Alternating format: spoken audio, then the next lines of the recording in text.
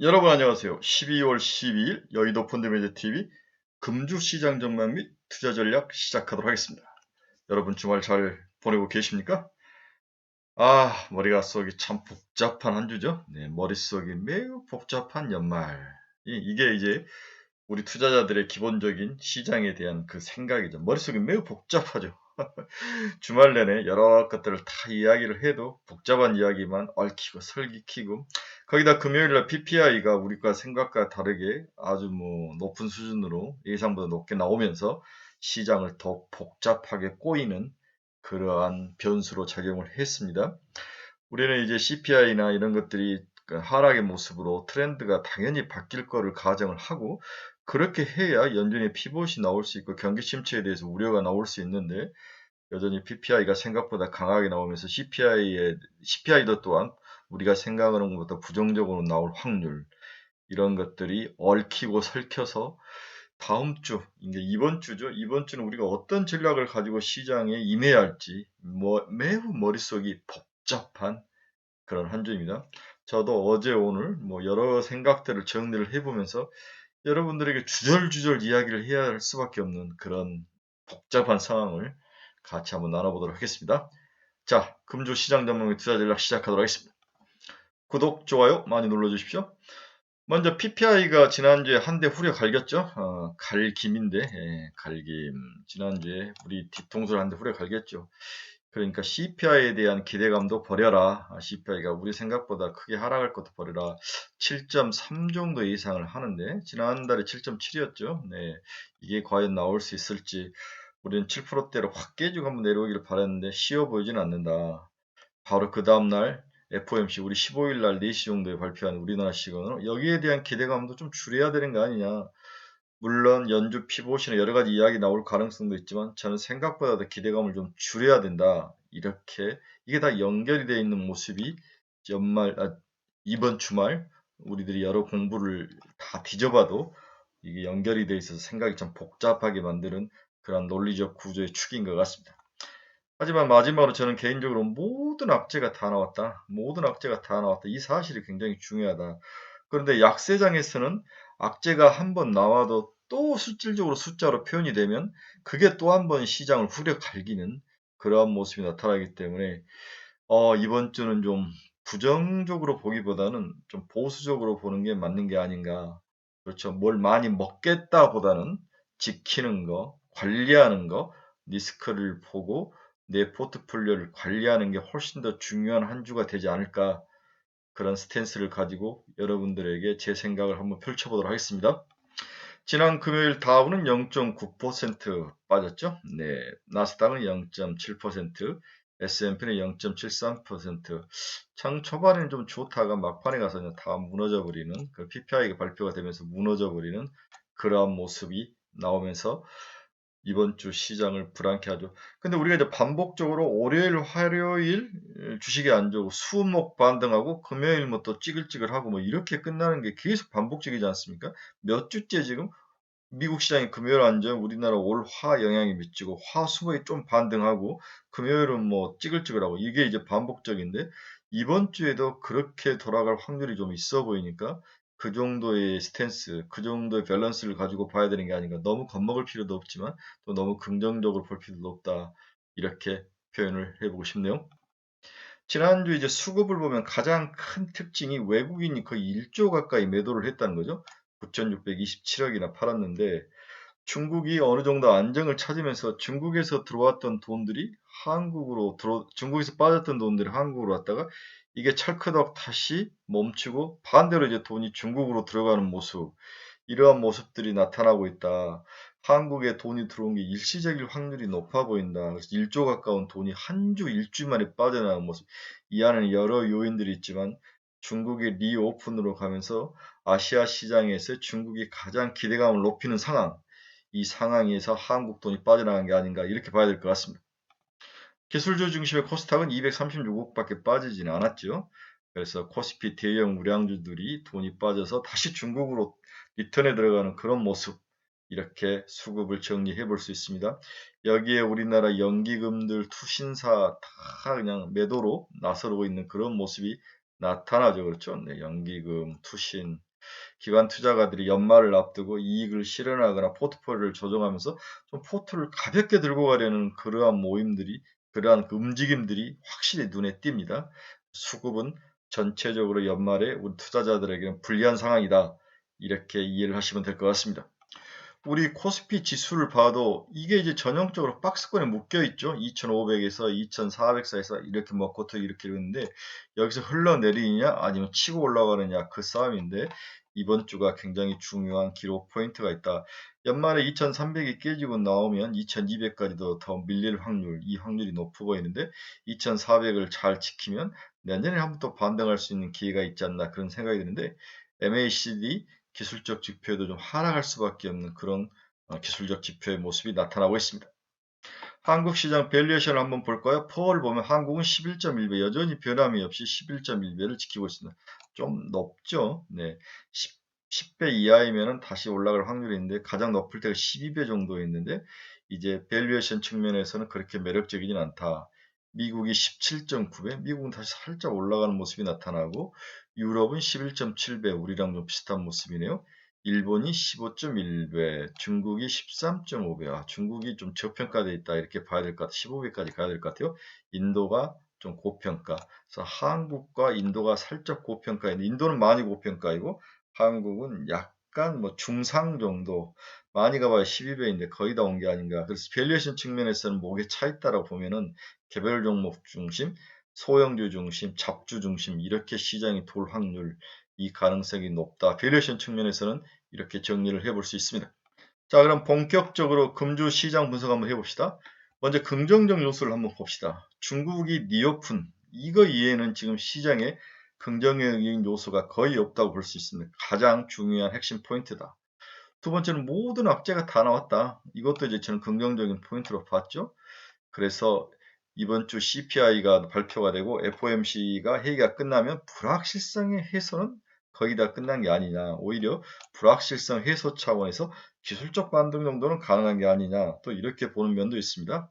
또 의외로 연준이 피벗 발언을 할 가능성. 이 정도가 긍정적인 요소다. 이번 주 이렇게 저는 개인적으로 봤습니다. 반대로 부정적 요소를 보면 PPI가 상승을 했고 CPI가 불안하고 외국인들의 매도가 지속될 확률, 연기금의 포트폴리오 교체도 지속될 확률, 2차 전지가 리더로 났다가 지금은 제일 복잡한 시장을 가장 힘들게 한 요인으로 반대로 작용을 하고 있는 거죠. 네, 포트폴리오 조정이 내부에 확실히 크게 나타나고 있습니다. 또 세금 문제가 확실하게 해결도 안 된 상태이고 또 매도 우위의 시장 센티 이런 것들이 부정적인 요소 중에 하나이지 않겠나. 그래서 이번 주에는 긍정적 요소보다는 부정적 요소가 훨씬 시장에 많은 상황이다. 이런 가정을 가지고 시장을 보셔야 될 것 같습니다. 이번 주 첫 번째 숙제는 PPI 걱정이 CPI 충격으로 이어질 가능성. 이 부분을 사람들이 제일 많이 걱정을 하고 많은 리포트들이 이 부분을 다루고 있는데 저도 살짝 다뤄보도록 하겠습니다. 미국 생산자 물가가 발표가 됐죠. YY는 7.4%, 8.1에서 7.4까지 빠졌는데 예상은 7.2나 7.3이었던 것 같아요. MOM으로 하면은 지난달 비했죠. 0.3%가 오른 시장 예측은 0.2%였는데 0.3이 오르면서 예상을 상했다. 빠지긴 빠졌지만 예상을 상했다. 이게 이제 핵심 키워드였던 거죠. 그래서 먼저 다 아는 이야기지만 PPI와 CPI 구성 요소가 좀 다르다. PPI와 CPI는 구성 품목에 있어 큰 차이가 있는데 PPI 대상이 되는 품목의 범위가 CPI보다 훨씬 크고 많습니다. 한국 PPI는 884개 품목을 기준으로 산출되며 카테고리별로는 농림수산품, 공산품, 전력, 가스, 수도, 서비스 순서별로 높은 비중을 차지하는 농림수산품이 더 많은 비중을 차지하고 공산품, 전력, 가스, 수도, 서비스 순서별로 높은 비중을 차지하고 있습니다.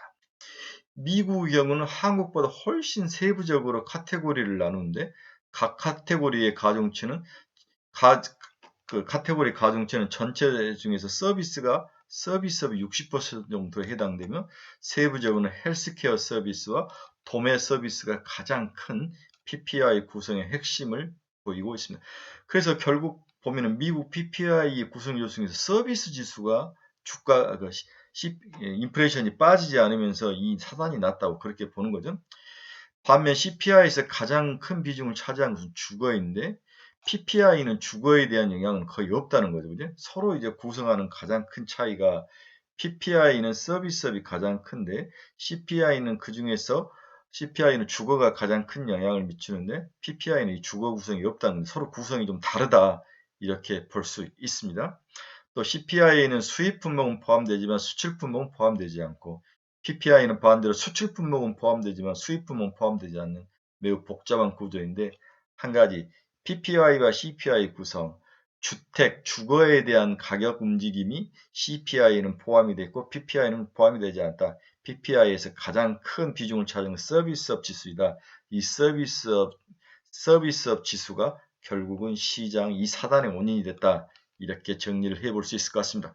따라서 요약을 해보면 PPI와 CPI의 경향성이 비슷하지만 서로 구성 요소가 다르다. 방향성은 비슷하지만 CPI는 PPI에서 다루지 않는 자가주거비 비중이 24%나 달하는 거죠. 그렇죠? 자가주거비. 내가 지금 내 집을 렌트로 놨을 때 나는 얼마의 이자를 받을 것이냐, 렌트비를 받을 것이냐. 우리나라에도 없는 독특한 질문이죠. 연준도 국민들에게 직접적 영향을 주는 CPI와 PCE를 주로 보기 때문에 향후에는 CPI와 PCE 물가지수가 훨씬 더 중요하다. PPI보다는. 그래서 결론적으로 이번 달에 CPI는 시장에 충격을 줄 가능성도 좀 존재하지만 또 너무 걱정할 필요는 없다. 그렇게 볼 수 있는 거죠. PPI가 올랐다고 꼭 CPI가 방향성 비슷하지만 그렇게 많은 충격을 줄 것 같지는 않다. 또 이런 또 안심적인 요인도 있지만 결국은 방향성과 트렌드적으로 봐서는 이번 CPI 발표에 있어서도 우리의 기대를 충족시킬 서프라이즈는 없다. 이렇게 정리를 하고 넘어가시면 될 것 같습니다. 이게 PPI 구성 요소인데요. 서비스업이 가장 크다. 그래서 헬스케어가 가장 크죠. 17.5. 그 다음 홀세일 트레이드 서비스 10.9. 리테일 트레이드 서비스가 9.57. 트랜스포테이션 이퀴먼트 5.69. 서비스업 지수가 전체 60%를 차지하는 구성 요소를 보이고 있습니다. 반대로 CPI는 푸드 앤 비버리지가 15.2, 하우징이 42.4, 하우징 관련된 게 제일 크죠. 이 중에서 오너십 이퀴벌런트 렌트 오브 레지던스가 가장 크죠. 내 집을 시장에 렌트를 놨을 때 얼마나 이자를 받을 것이냐. 이 부분이 가장 크죠. 따라서 이걸 표를 항상 딱 붙여놔야죠. 이 표를 붙여놓고 미국 CPI가 구성 요소가 어떻게 돼 있구나, 뭐가 중요하고 뭐가 몇 퍼센트의 비중을 차지하구나, 이 정도는 아셔야 됩니다, 여러분. 아셨죠? 매번 할 때마다 PPI가 뭐고 CPI가 뭐고 어떤 차이가 있는지도 모르고 헤매면 그 공부하기 도로함이 타물이죠. 네. 좀 붙여놓고 공부를 하시기 바랍니다. 그래서 지난달 숙박료가 가장 큰 영향을 미쳤다. 에너지, 뭐 이런 상황, 외식, 주거비, 뭐 이런 서비스, 이런 쪽이 CPI 상승의 주범이었던 거죠. 그래서 미국 CPI는 이 파란색이 꺾이고 있는 모습이 나타나고 미국 근원 CPI는 일반 이 노민을 우리가 일반적으로 보는 CPI보다는 음식료와 그리고 에너지를 제외한 근원 소비 물가지수는 생각보다 덜 꺾이고 있는 모습, 이러한 것들이 나타나고 있다. 트렌드적으로는 확실히 하락인데 그 수준과 강도가 우리가 시장에서 생각하는 만큼 주식시장에 환호할 만큼은 아니다. 이번 달도 마찬가지로 확률이 있다. 7.3이 아니라 우리 예상은 7.2나 7.3인데 7.4가 나올 확률, 뭐 이런 확률도 있을 것 같아요. 전 7.3 정도 예상을 해봅니다. 7.3 정도 나오면 시장에는 썼던 것 같아요. 그때는 FOMC에서 발언을 어떻게 할 것인지, 현재 상황을 경제 상황을 어떻게 볼 것인지, 경기 긴축이라든지 속도라든지 수준을 어느 정도까지 유지해 갈 것인지, 이런 것들이 훨씬 더 중요한 요소로 가버리는 그러한 변수의 움직임이다. 이렇게 볼 수 있습니다. 우리가 지난달 주거 비용에서 렌트 비용인데 S&P 케이스 실러 주택가격 지수가 이 파란색인데 확실히 꺾였죠. 네, CPI에서 렌트가 차지한 비율은 꺾이지 않았는데 먼저 주택가격 지수가 선행으로 꺾였다는 거죠. 그 이야기를 하는 겁니다. CPI에서 렌트비는 움직이지 않았는데 진로우 렌트 인덱스, 이 진로우는 우리나라 같으면 직방 이런 거죠. 이것이 먼저 꺾여서 내려왔다. 선행으로서 먼저 꺾였다는 거죠. 이런 것들을 보면 향후에 렌트비 관련돼서 주택자금, 주택비용 관련돼서 확실히 꺾이는 것은 나타난다. 언제 이게 가속이 붙어서 우리를 만족시킬 수 있을 거냐, 이 수준의 문제일 뿐이다. 하지만 이번 달은 아닌 것 같다. 이렇게 정리를 해볼 수 있습니다. 우리가 첫 번째 질문에서 PPI가 가져오는 그 불안정성이 과연 CPI도 전이가 될 수 있는 거냐, 그리고 우리가 CPI 이번 달 지수를 어떻게 발표를 예측을 해볼 수 있을 거냐, 이거 FOMC에서 어떤 영향을 미칠 거냐, 이런 것들을 좀 논리적으로 봤는데, 결론적으로는 우리가 생각한 만큼, 우리가 생각하는 수준만큼 많이 꺾여 내려오진 않을 것이다. 그렇다고 충격을 주지는 않을 거지만 그렇게 주식시장에 유리한 상황은 아닐 것 같다. 이렇게 정리를 해볼 수 있습니다. 두 번째 우리의 질문은 최근 하락하고 있는 2차전지 시장에 대한 전망은 대체 어떻게 가져야 될지. 왜 그러냐면 지금 우리 주린이들이 가지고 있는 대부분의 업종이 2차전지 업종을 많이 들고 있지 않습니까? 이 업종이 이렇게 많이 꺾인다면 그 원인은 뭐고 향후에는 어떻게 될 것인가?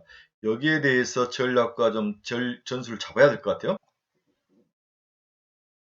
자, 한번 봅시다. 최근에 이제 2차전지 관련 기업들이 하락하는 걸 보면 포스코 케미칼이 5.39, 그 다음에 삼성 SD가 6.93, LG엔솔이 3.01, 금요일에 이렇게 꺾였다는 거죠. LG화학 6.42, SKC 7.01. 공매도가 너무 많이 나. 포스코 케미칼이 공매도가 321억이 나왔는데 전체 거래 대금의 14.2%, SDI는 7.5%, 엔솔은 3.0%, LG화학 2.9%, SKC 12.1%. 공매도가 크게 늘어나는 이유는 이 공매도가 왜 나타날까? 결국은 너무 많이 먹었다, 많이 그래서 이제 팔고 공매도로 공격을 하는 이중 공격 플레이가 나타난다 이렇게 볼 수 있죠. 그 다음 2023년 영업이익 추정치를 보면 포스코 케미칼 4,188억, 변동률이 살짝 얘는 올랐는데 삼성 SDI는 0.5% 빠지고 LG화학도 1.3%, 첨보 3.6, SK 17.1, 예상보다도 이렇게 많이 빠졌다는 거예요. 추정치보다도. 그래서 영업이익이 생각보다도 늘지 않고 살짝 빠지는 건데 충격이 크고, 다음에 기관 투자가들이 특히 사모펀드들이 공매도로 공격하는 거, 이런 것들이 섞여서 나타나는 모습, 부정적인 요인이 지금 작동하고 있다. 이렇게 우리가 분석을 해볼 수 있네요. 좀 더 깊게 한번 알아봅시다. 증권업계에서는 당분간 보수적인 관점을 가질 필요가 있다고 제안이 나오고 있다. 모멘텀 유지에 부담이 되는 여러 리스크 요인을 감안해 보수적인 포트폴리오를 운영하는 것이 유효하다. 이렇게 2차전지에 대해서 코멘트를 하고 있습니다. 내년 1월 중순 이후 투자 심리가 회복될 것이라는 예측도 제기 중이다. 그때까지 좀 시간이 필요하죠. 글로벌 경기 둔화로 인한 전기차 수요에 대한 의심은 내년 상반기에도 이어질 것으로 전망이 된다. 내년 1월 실적 예고 기간에 올해 4분기와 내년 1분기 컨센서스 하향 조정이 나타난 이후 회복될 것이라는 의미이다.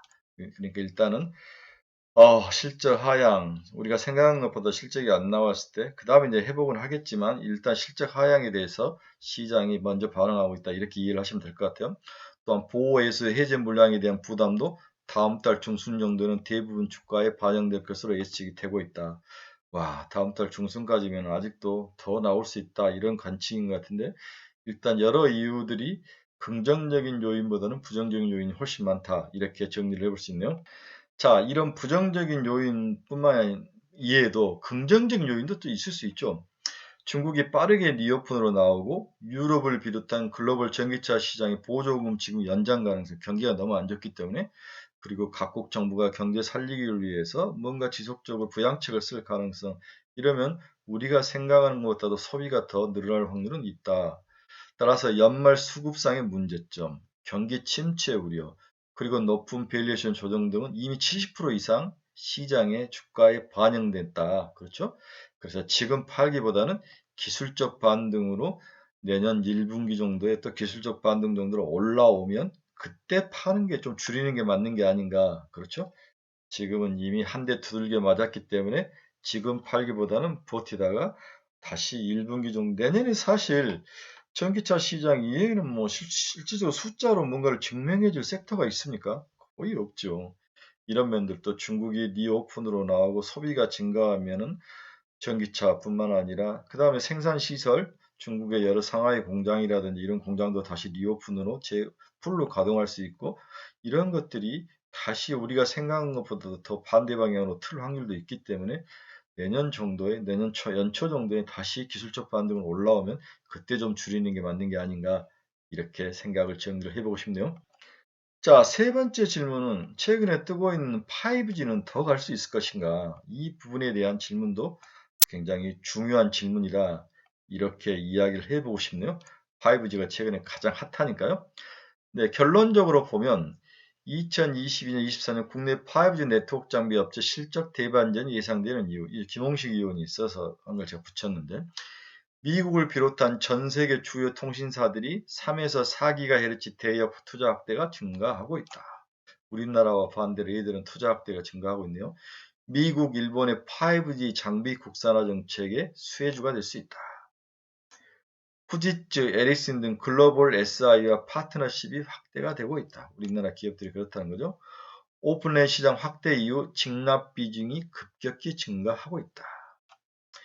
2022년 하반기 인도 주파수 경매 이후 2023년 3GHz 대역폭 투자 확대가 예상이 되고 있다.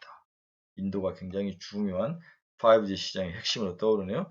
국내 통신 3사 5G 캐펙스가 2021년 바닥을 통해서 2022년 점진적으로 증가할 전망을 하고 있다.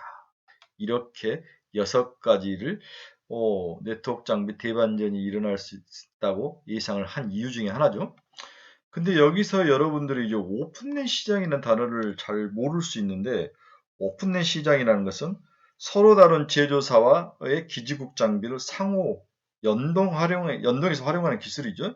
소수의 특정 장비 회사에 의존하지 않고 통신자의 상호 호환성을 통해 망을 구축하는 장비 수요자인 통신사에 맞춤형 방점을 두는 식인데, 서로 기지국을 설치해서 서로 호환해서 함께 사용하는 방법, 이렇게 하면 비용을 줄일 수가 있는 거죠. 이 오픈넷 시장 확대 이후에 직납 비중이 급격하게 증가를 하고 있다.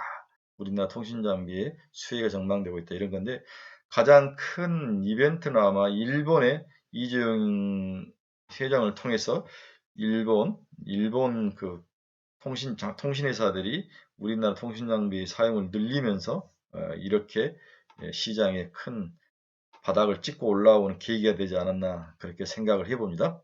자, 그러면 좀 더 세밀하게 왜 시장이 지금 턴어라운드를 하고 있는지 그걸 한번 보면, 첫 번째, 전 세계 고주파 사용이 본격화되고 있다. 2022년에서 23년 실적 개선과 주가 상승이 전망되고 있다. 그죠? 미국, 일본에 이어 인도가 5G 3.5GHz 투자에 가세할 것으로 판단이 되고 있다. 인도까지. 세계 최대 시장인 미국 통신 사업자들은 AT&T, 버라이즌, DC 네트워크를 중심으로 저주파수 대역 투자에서 최근 고주파수 투자를 본격화하고 있다. 그렇죠? 미국 버라이즌, AT&T, DC 네트워크는 2022년 2분기 이후 본격적인 3에서 4GHz 대역 투자를 본격화하고 있는 중이다. 7월부터 국내 네트워크 장비 업체들이 수혜를 보고 있는 중이다. 이게 이제 숫자로 나타나기 시작했다는 거죠. 미국 시장 총 투자 규모는 대략적으로 각 통신사별로 7에서 8조 수준이며 향후 1년간 3사 합산 기준 20조에 달할 것으로 보고 있다. 큰 수혜가 있네요. 이 수혜를 우리나라 통신 장비 기업들이 일부 보고 있는 것 같습니다. 국내 통신사사 연간 네트워크 카펙스 규모가 5에서 6조 수준을 감안할 때 3에서 4배에 달하는 규모로 볼 수 있습니다. 미국 시장이 실질적으로 강하게 나타나고 있네요. 우리나라 통신 장비 업체들에게 콩고물이 떨어지고 있다, 이렇게 볼 수 있는 거죠. 그래서 두 번째로 턴어라운드하고 우리가 관심을 가져야 할 것은, 앞에서도 이야기했지만 결국 Q가 늘어나니까 통신 장비 업체들이 뭐가 늘어나냐? 영업이익률이 플러스로 전환하고 있다. 국내 네트워크 장비들은 이미 실적 개선이 진행 중에 있습니다. 턴어라운드 하고 있죠. 2022년 2분기 네트워크 장비 4개사 RFHIC, 솔리드, 이노와이어, HFR 등 매출의 합계는 1997억 원. 네, QOQ로 62%나 늘었고 YOY로 45%나 늘었네요. 연결 영업이익 합계는 302억 원으로 QOQ로 3만 1000포인트? 네, YY는 619포인트. 아주 바닥에 있다가 살짝 늘으니까 엄청 크게 늘어나네요. HFR과 솔리드는 미국, 영국을 바탕으로 높은 매출 성장력을 나타내는 게 전체적으로 이익 성장에 크게 기여를 하고 있다, 이렇게 볼 수 있습니다. 업종 전체적으로 주목할 성과가 드러났는데, 국내 네트워크 상위 11개사 합산 기준 매출액 합계가 6,207억 원, 연결 영업이익은 182억 원으로 개선되는 모습이 나타나고 있다. 기주국 장비 업체들의 실적 부진이 이어지지만 인빌딩 장비 업체들을 중심으로 수출 성과가 나타나며 유의미한 실적 개선이 이루어지고 있다. 아, 중요하네요. 기지국 장비 업체들은 그렇게 재미가 없는데 인빌딩 장비 업체. 기지국을 세우고 더 촘촘하게 이제 인빌딩 장비 업체들을 세워야 속도가 빨라지는데 결국 미국도 그렇고 인빌딩 장비 업체들을 중심으로 큐가 늘고 있구나. 이게 이제 투자 핵심이죠. 인빌딩 장비 업체. 그럼 살려면 인빌딩 장비 업체를 사야 되겠죠. 그렇죠? 네. 기지국 전 장비 업체 사면 안 되고 인빌딩 장비 업체를 사는 게 가장 중요하다. 이렇게 볼 수 있습니다. 그렇다면 우리가 알고 있는 인빌딩 장비 업체는 네, FR텍, 솔리드 이런 종목들이 인빌딩 장비 업체의 핵심이죠. 이런 종목들을 중심으로 투자를 하는 게 맞다. 이렇게 여러분들과 함께 나누고 싶네요. 그래서 국내 네트워크 장비 상위 11개사 분기별 매출의 합계 추이를 보면 이렇게 플러스로 다 돌아서는 그러한 모습 증가하죠. 그렇죠? 증가하고 마이너스에서 플러스로 증가하는 모습이 나타나고 있습니다. 턴어라운드를 하고 있다는 거죠. 자, 그러면 무엇을 사야 하느냐? 구체적으로 이게 가장 중요하지 않습니까? 우리가 5 중에서 다 살 수는 없고 먼저 삼성전자 관련 서프라이 체인에 있는 기업들이 가장 유리하다. 왜냐하면 삼성전자가 가장 활발하게 하고 있기 때문이죠. 한번 알아보도록 하겠습니다. 자, 먼저 5G 또는 6G 시대 국내 네트워크 장비 대장군 후보군을 한번 보면 안테나 필터 시스템은 KMW, 에시텍, 기가레인으로 되죠. 인빌딩 스몰셀, 프론톨 이게 가장 중요한 최근에 이부 쪽에서 가장 돈이 많이 되고 턴어라운드가 세게 일어난 거죠. 솔리드, 이노와이어리스, HFR, 오이솔루션 여기서 솔리드, 이노와이어리스, HFR 이 정도의 기업들이 지금 수혜를 받고 있다. 여기 RF 및 광 부품 서비스 또 케이스 장비를 하는 RFHIC, 서진 시스템 이런 종목들 정도로 그래서 이 정도만 보면 되지 않을까 그런 생각을 합니다. 유선 가입 장비로 뭐 다산 네트워크, 유비코스 등이 있지만 저는 기본적으로 솔리드, 이노와이어리스, HFR, 오이솔루션, RFHIC, 서진 시스템 이 정도가 5G의 핵심 장비이고 핵심 기업이다 이렇게 보면 될 것 같습니다. 그래서 여러분들도 이 표를 딱 좀 잘라 붙여서 책상에 붙여놓고 5G 공략을 하셔야 되는 거죠. 네, 삼성전자의 서프라이 체인 한번 봅시다. 5G나 4G 안테나는 KMW는 에이스테크, 필터는 KMW 에이스테크, 5G AFU 안테나와 필터를 합치는 거 AFU인데 기가레인, 에이스테크, RF텍, KMW, 커넥터 케이블은 기가레인, 트랜지스터나 증폭기는 RFHIC, RF 머티리얼즈, 광 트랜시버는 오이 솔루션이나 라이트존, 케이스는 서진 시스템 이러한 것들이 있죠. 네, RF텍, 에이스텍, 그렇죠? RFHIC, RF 머티리얼스, 서진 시스템 이런 종목들을 한번 잘 살펴보시기 바랍니다. 이제 우리의 네 번째 질문은 중국 니오픈 수혜주는 또 어떻게 봐야 될 것이냐, 쫓아가야 될 것이냐, 이미 한번 시장에서 한번 올랐기 때문에 실적을 냈기 때문에 좀 기다려야 되는 것이냐 여러 생각들이 주말에 막 겹치죠. 이 부분에 대해서 제 생각을 정리해 보도록 하겠습니다. 이제 가장 중요한 것은 중국이 리오픈을 하면은 춘절이 이제 대규모 이제 확산이 일어나겠죠. 춘절 전까지. 따랐던 춘절 전까지 중국 정부가 어떤 정책을 빨리 추진할 것이냐 이 부분이 굉장히 중요한 것 같아요. 춘절 전까지 뭔가 대책을 세우지 않으면 이 확산에 대해서 무방비 상태로 놓이게 되는데 현재 당국의 선점과 지침만을 고려한다면 춘절 이후 2월 이후 집단 감염이 크게 늘 것으로 보고 있습니다. 2분기 이전 해외 입국 격리 해제, 3분기 이전 사회적 거리두기 해제 등을 예상해 볼 수 있는 속도인데 춘절 전까지 가장 어떤 조치를 취할 것인지가 중요한 핵심 포인트다. 그래서 향후 투자 관점에서 충분히 몇 가지 특수성을 우리가 또 고려를 해야 되는데 첫 번째, 12월 이후 방역 당국은 극적인 입장 변화를 통해 오미크론 변이의 낮은 병원성과 치명률을 선전하고 확진자 99%가 7에서 10일 내에 회복할 수 있다고 계속 선전 중이다. 이 선전이 과연 중국 국민들에게 어떻게 먹혀 들어갈지. 그러나 중국 국민들은 3년간 누적된 전염의 공포와 의료 시스템 불신으로 인해 선전 속도 대비 인민들의 의식 전환 속도는 불확실성이 상존을 하죠. 따라서 중국 국민들의 신뢰감 얻는 정책과 전략이 무엇보다 필요하다. 이게 없으면 또다시 혼란이 발발할 가능성이 높아 보인다. 그래서 진정한 시험대에 춘절 전까지 어떤 전략과 정책을 쓰는지가 중요하죠. 두 번째는 무엇보다 선정과 지침의 변화 대비 낮은 접종률과 접종 속도의 불확실성이 문제가 되고 있습니다. 중국 정부 계획은 1월까지 80세 이상 인구 접종률 90% 이상, 60에서 79세 인구 접종률 95%가 목표이라 11월 기준 중국 80세 이상 접종률은 65.7%, 부스터샷은 40% 여전히 간극이 큰 상태입니다. 이 접종률도 중요하지만 어떤 백신을 사용했느냐, 여기에 대한 퀄리티 문제도 크죠. 춘절 이후 본격적 집단 감염이 시작될 경우 접종률과 위중증 비율에 따라 리오프닝을 중단했다가 다시 재개하는 과정이 반복되면서 선진국 대비 더 빈번할 수 있습니다. 이게 이제 혼란을 키울 수 있는 거죠. 자, 세 번째를 한번 보면 중국 절대 인구 규모가 크고 지방정부 특수성도 주요한 우리가 생각하는 어떤 선진국 서구 유럽과 다르다는 거죠. 이 차이가 난다는 점에 대해서 이해가 좀 필요하다. 최근 3개월간 중앙정부와 지방정부의 소통과 협력이 일사불란했다고 볼 수 없다. 어느 정부는 막았다, 어느 지방부는 열었다, 막 난리가 아닌 거죠. 그래서 리오프닝 과정에 노이즈와 부침이 심하게 발생할 수 있을 것이다.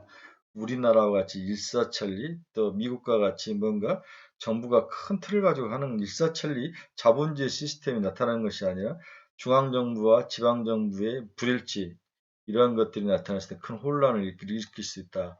이러한 여러 어려운 점들을 어떻게 해결하느냐, 그것도 춘절 전에, 춘절 전이 굉장히 중요하다. 춘절 이후에는 당연히 집단 감염이 크게 발병할 수 있으니까요. 그래서 중국 리오픈주에 대한 향후 투자 전략을 보면 현재 글로벌 주식시장을 받쳐주고 보팀목이 돼줄 이벤트는 중국 리오픈뿐이죠. 하지만 1차 상승이 강하게 빠르게 나타난 관계로 추가 V자 반등은 저는 개인적으로 당분간 좀 어려울 거라 보고 있습니다. 시장은 중국 정부의 추가 조치와 시장 반응을 보고 움직일 가능성이 높아 보입니다. 따라서 리오픈의 최대 수혜주는 1차적으로 소비산업인 것은 사실입니다.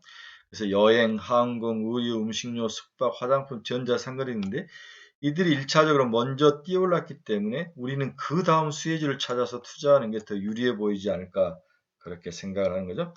따라서 최근 중국 정부의 확실한 부동산 완화 정책 수혜주인 철강, 화학 등이 그 다음 순서로 상승이 전망됩니다.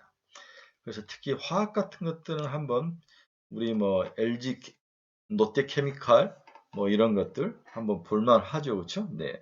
그래서 우리 순수 화학 PE 쪽을 하는 업체들을 한번 볼 수 있는 그러한 기회가 될 것 같습니다. 특히 춘절을 앞두고 1, 4분기에는 재고조정 사이클에 가장 먼저 재고조정 과정에서 가장 먼저 수혜를 입을 중간재, 원재료 중간재인 반도체, 철강, 기계에 대한 관심이 필요하다. 이런 면에서 반도체는 그렇게 나빠 보이지는 않는 것 같아요. 그리고 핸드폰도 그렇게 또 나빠 보이지는 않습니다. 만약에 이렇게 리오픈을 해서 생각보다도 소비가 강하게 나타난다면 제가 봐서는 반도체주의 기술적 반등 정도는 충분히 나올 수 있다. 그래서 삼성전기가 살짝 움직이는데 이러한 종목들에 대해서 관심이 좀 필요하다. 자, 1차적으로 소비주가 먼저 움직였습니다. 그 다음에 2차적으로는 뭔가 소재, 중간재를 움직이는 철강, 화학, 그 중에서 화학이 좀 가장 좋아 보이지 않나, 그런 생각을 해보죠. 반도체주도 나빠 보이지 않고 기계주도 나빠 보이지 않는다. 그래서 중국에 사업을 하는 종목들, 그렇죠? 이런 기계들, 우리 포크레인 같은 기업들, 이런 기업들은 한번 지속적으로 가져가도 되는 게 아닌가, 이런 생각을 해봅니다.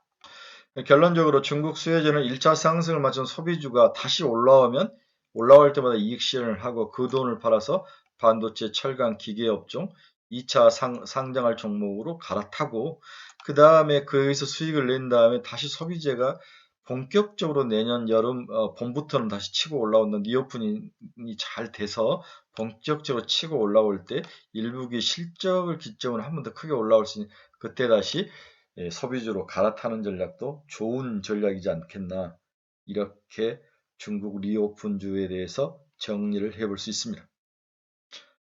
자, 정리해 봅시다. 마지막 이번 주 시장 투자 전략 결론 한번 봅시다. 희망을 가지자. 네, 저는 이제 모든 사람들이 다 부정적인 생각을 갖고 부정적인 시각이 훨씬 강한데 월요일, 화요일 정도 두들겨 맞으면 또 수목 올라올 수 있는 확률, 그렇게 된다면 바닥은 어느 정도 지켜주고 우리가 생각하는 연준 피봇이 또 생각보다 강하게 나온다면 시장은 돌아설 확률도 있다. 이렇게 볼 수 있는 거죠. 굿뉴스 is 배드뉴스가 아니라 굿뉴스가 굿뉴스로 갈 수밖에 없는 것이 자본주의 속성이다. 여러분들에게 이걸 지속적으로 강조를 하고 있죠. 이제 CPI 충격이 나타날 가능성인데 이미 시장에 선반영된 측면도 있지만 하락 장세는 추가 충격이 나타날 것으로 예상이 되고 있다. FOMC의 긴축 강도보다는 금리 인하 시기 지연 가능성이 당연히 존재해 이 또한 시장의 부정적인 요인으로 작동할 가능성이 높아 보인다.